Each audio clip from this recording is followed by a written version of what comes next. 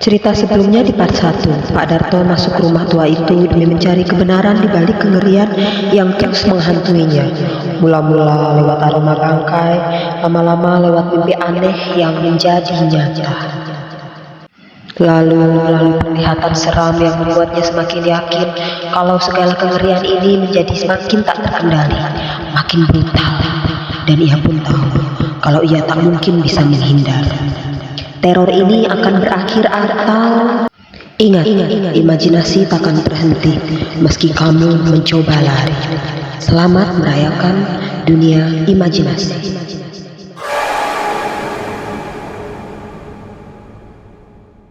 Seorang pria duduk di kursi goyang. Sekelilingnya dipenuhi kandang besi. Di dalamnya, kucing-kucing kecil mengeong lirih. Jam berdentang. Dan Pak Darto melihat kepada kalender sobek yang menempel di samping jam pendulum tua itu. Tanggal 7 Juli tahun 1975, 50 tahun yang lalu. Tangan pria itu berlumuran darah. Ia menyayat, menyiksa, bahkan memakan sambil tertawa kecil, seperti anak-anak bermain dengan boneka. Tapi ini nyata.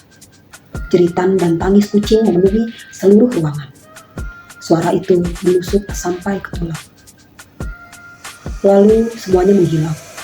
Rumah kembali gelap dan dingin. Pak Darto mulai mengerti sekarang. Ia dipilih karena hanya dia yang peduli. Hanya dia yang datang. Pak Darto membalikkan badan sambil ketakutan. Saat itulah muncul sekelebat bayangan anak kecil yang berlari dengan cepat. Dari ukuran tubuhnya, Pak Darto bisa menyimpulkan kalau usianya sekitar 8-10 tahun.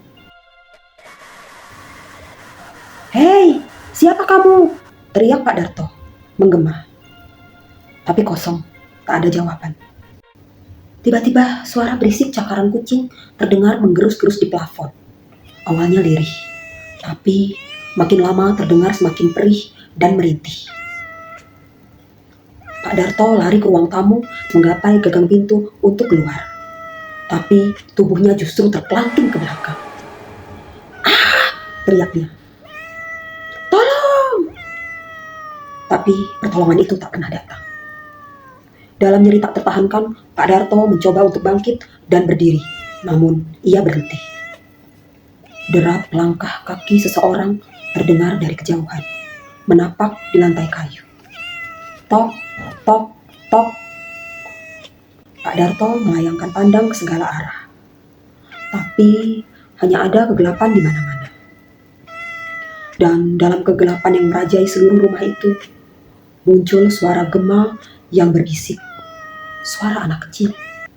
Katanya, "Aku dulu baru berusia 10 tahun. Aku punya kucing bernama Molly. Dia kucing yang lucu dan punya banyak anak yang mengenaskan.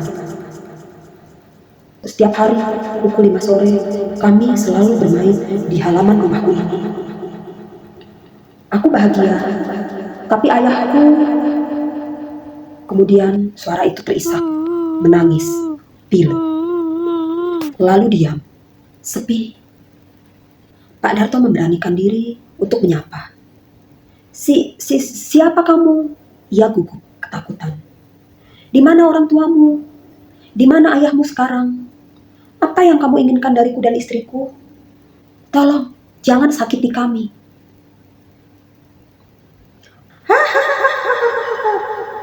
Anak kecil itu malah tertawa keras, membuat Pak Darto makin tenggelam dalam ketakutan. Dan Pak Darto pun tak kuasa untuk menutup kedua telinganya pakai tangan karena tak tahan. Lalu diam, kembali hening. Pak Darto tak ingin berlama-lama larut dalam ketakutan. Sambil melepas kedua tangan dari telinganya, Pak Darto mulai berbisik.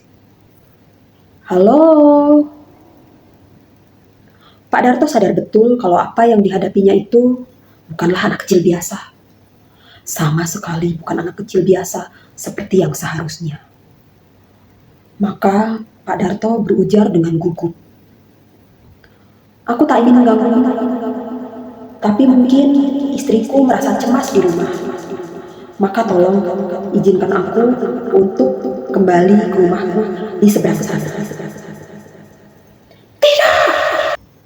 Suara itu berteriak dengan keras dan menggoncangkan seluruh rumah itu. Bukan main, tubuh Pak Darto langsung kaku dan rasa dingin menjalar sampai ke aliran darahnya.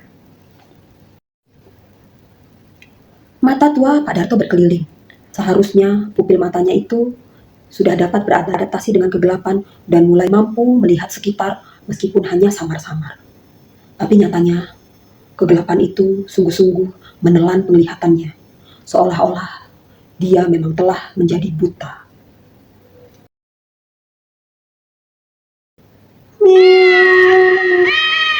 Suara kucing. Awalnya satu, tapi mulai berdatangan lagi dan lagi, satu persatu dan semakin banyak.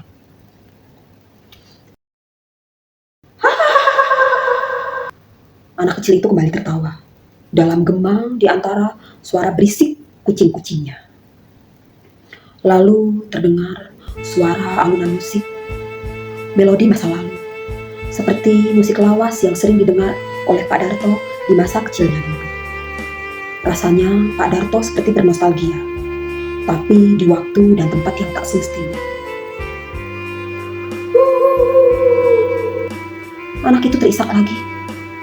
Pak Darto memberanikan diri untuk bertanya dengan nada lirih. Apa yang terjadi? Apa yang terjadi padamu, Nak? Aku akan berusaha untuk menolongmu. Sekarang kira-kira di mana ayahmu? Di mana ayah atau ibu? Mati! Jawab anak itu dengan cepat. Hening lagi. Ayah memakan kucing. Ibu memasaknya untuk ya, ayah benci kucing. Aku pun benci padanya. Aku bersembunyi di plafon setiap tengah malam. Ibu tak pernah menolong kucing-kucing meskipun ia merasa kasihan. Sampai suatu hari, ibu tak tahan dan ingin pergi. Tapi ayah juga memakan ibu. Hanya tersisa aku dan beberapa sisa kecil-kecil.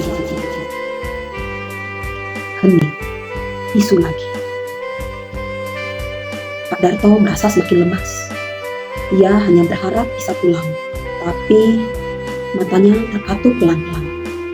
Lalu ia pun tersungkur dan pingsan. Dalam mimpinya, Pak Darto melihat segalanya. Pria kecil berbadan mungil bersembunyi di plafon, melihat ke bawah kepada kematian kucing-kucingnya. Pada suatu malam, diam-diam, dia mencuri kunci gembok dari saku seorang pria dewasa yang tertidur di atas kursi goyang sambil memeluk sebuah golok besar. Pria kecil itu melangkah menuju kandang kucing yang tergolek di pojok rumah, dekat perapian. Klik, ia membuka gembok kandang itu yang terkunci. Sayangnya, kucing-kucing itu mulai mengeong, berisik, dan semakin berisik. Pria dewasa yang tertidur itu pun terbangun dan langsung melemparkan goloknya ke arah kandang kucing, tepat mengenai punggung si pria kecil, anaknya sendiri. Dalam penglihatan yang mengerikan itu, tiba-tiba jam tua itu berdentang keras, menggema ke seluruh ruangan, membuat Pak Darto menoleh. Matanya terpaku pada kalender lusuh di sebelah jam, tertanggal 7 Juli 1975, 50 tahun silam. Bulan yang sama seperti saat ia tiba di rumahnya sendiri, 10 tahun lalu.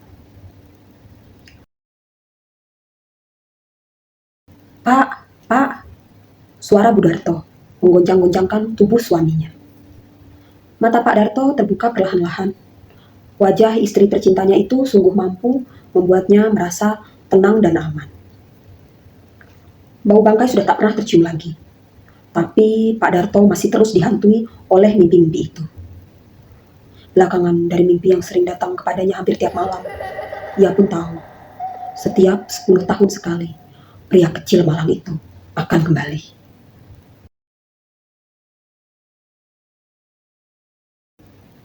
Setiap 10 tahun sekali, sama seperti umurnya ketika ia mati. Pak Darto tak ingin pergi. tak mampu pergi. Sebab sudah keputusannya sendiri 10 tahun lalu untuk menikmati hidup dan mati di rumah ini. Kejadian mistis yang menimpanya di rumah tua butut itu lantas ia ceritakan dengan lugas kepada istrinya. Kata Pak Darto, pria kecil itu mungkin tak pernah membayangimu karena baginya kamu adalah sosok pengganti ibunya. Dan ia hanya ingin aku menjadi sosok pengganti bagi ayahnya yang jahat. Pak Darto pun menyimpulkan kalau ia sadar.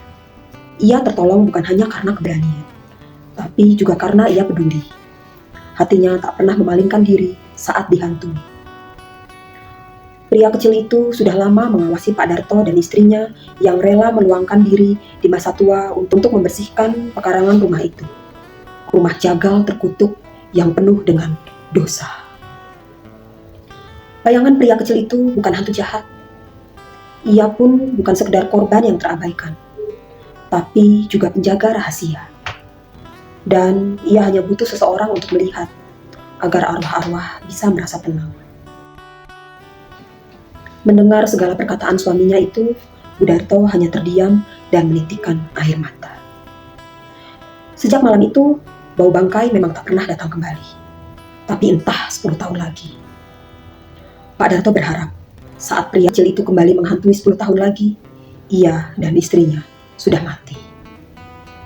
Dan hampir setiap malam, Pak Darto terbangun karena mendengar suara cakaran di bawah ranjang, atau napas yang sangat pelan dari balik dinding, seolah napas terakhir yang menunggu kematian.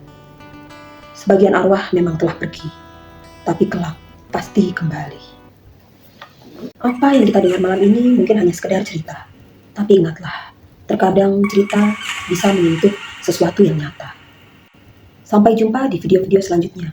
Jangan lupa untuk share, like, dan komen, dan dukung channel ini dengan subscribe. Selamat merayakan dunia imajinasi. Paparapparapap, du du du du. Au!